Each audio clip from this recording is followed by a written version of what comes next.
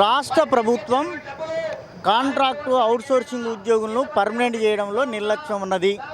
వెంటనే పర్మనెంట్ చేయాలని చెప్పి సిఐటిగా డిమాండ్ చేస్తూ ఉన్నాం. రెండోది, అసంఘటిత రంగ కార్మికులను ఒక సమగ్రమైన చట్టం లేదు. 15 సంవత్సరాలుగా వాళ్ళ వేతనాలు పెంచడంలో, మార్పు చేయడంలో ఏమాత్రం కూడా చేయడం లేదు. దీన్ని నిరసిస్తూ ఈరోజు కడప కలెక్టరేట్ వద్ద నిరసన కార్యక్రమం జరుగుతూ ఉన్నది. రాష్ట్ర ప్రభుత్వం ఇప్పుడైనా ఆలోచన చేయాలి. ఆబ్కాసు ఉద్యోగి లేకుండా, కాంట్రాక్టు ఉద్యోగి లేకుండా ఏ ప్రభుత్వం మనుగడ సాధ్యం కాదు అనేది ఈరోజు కడప కలెక్టరేట్ వద్ద జరుగుతున్నటువంటి ఆందోళనే నిదర్శనం అని చెప్పి మేము చెప్పదలుచుకున్నాం.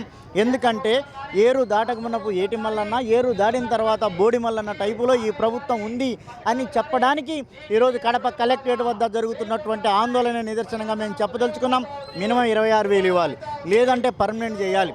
పిఎఫ్ లేదు, ఈఎస్ఐ లేదు, లేకపోతే కనీసం మినిమం వేజెస్ లేదు. ఇట్లాంటి పరిస్థితుల్లో ప్రైవేటు సంస్థలలో కూడా ఏ ఒక్కరికి మినిమం వేతనం లేదు. కలెక్టర్ గారు ఈరోజు చాలా స్పష్టంగా ఒక లెటర్ ఇచ్చారు. ఆయనకు ధన్యవాదాలు. ఒక కార్మికునికి రోజు 721 రూపాయలు ఇవ్వాలి అని చెప్పి ఆయన లేబర్ డిపార్ట్మెంట్ చేసినారు. కానీ లేబర్ డిపార్ట్మెంట్ కానీ ఏమాత్రం కూడా అమలు చేయడం లేదు. ఇండస్ట్రీ అమలు చేయలేదు, షాపింగ్ మాల్స్ అమలు చేయడం లేదు. ఇవాళ అమలు చేయాలని చెప్పి మీ ద్వారా ప్రత్యేకంగా సిఐటిగా విజ్ఞప్తి చేస్తున్నాం. ఏం జరిగినా ఈ రాష్ట్ర ప్రభుత్వమే బాధ్యత అని చెప్పి మేము చెప్పదలుచుకున్నాం.